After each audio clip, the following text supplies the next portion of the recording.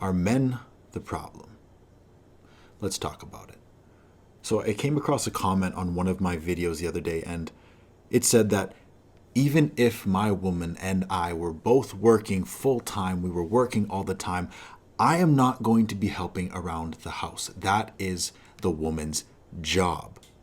He went on to say that as a man, he required absolute submission. This is the literal equivalent of the woman who wants to have a traditional man who has traditional values, provides traditionally, but does not want to be traditional herself. So unless you are a man who is providing 100%, unless you are in that traditional role, then you have no business in the conversation about having traditional women and demanding submission. You know what?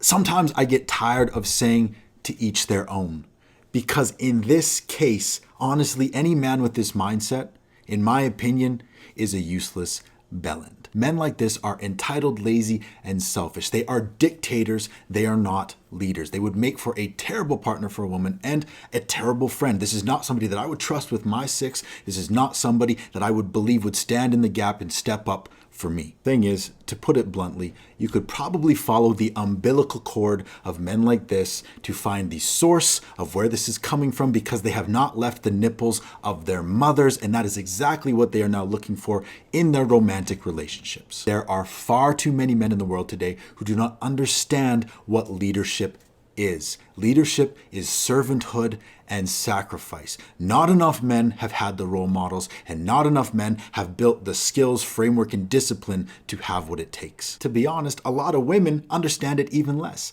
They hear a man talk about leadership, and all they hear is misogyny, patriarchy, and women are less than. Women who have wounds around men and masculinity and leadership will also struggle to be good partners. Women are not less than.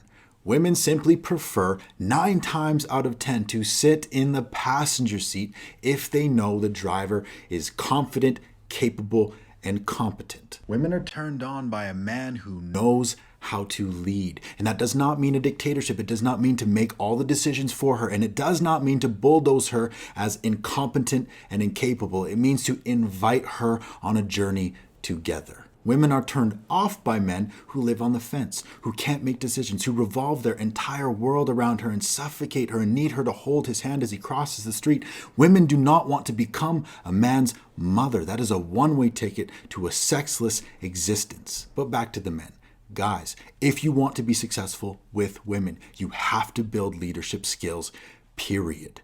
You cannot be squabbling over what's fair, and you cannot be expecting or demanding absolute submission and expecting them to follow your lead just because you were born with male reproductive organs. If you want her to follow your lead, you have to be worth following. It is up to you to set the framework and to set the tone for the environment. Understand, a good leader also has very strong boundaries and vision. They understand the difference between a good partner, teammate, and asset and a disrespectful liability. A lot of women don't have a lot of experience with healthy masculinity, healthy leadership, and healthy men. So a lot of them are inexperienced and out to lunch with how to partner with one healthily. They can heal that and they can learn, but they have to be somebody who has an alignment of values, a growth mindset, a coachable heart, and an open mind. And guess what? A leader has to have the most coachable heart and the most open mind. A leader, a good leader, is not afraid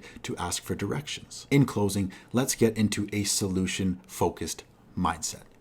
Men and women, y'all can keep crying about positions and semantics and about what's fair, or you can pull your heads out of your asses and understand that you are on the same team. Too many of y'all are too concerned with making sure that you are the main character, that you are the hero of the story, so much so that you are turning your partners into the villain.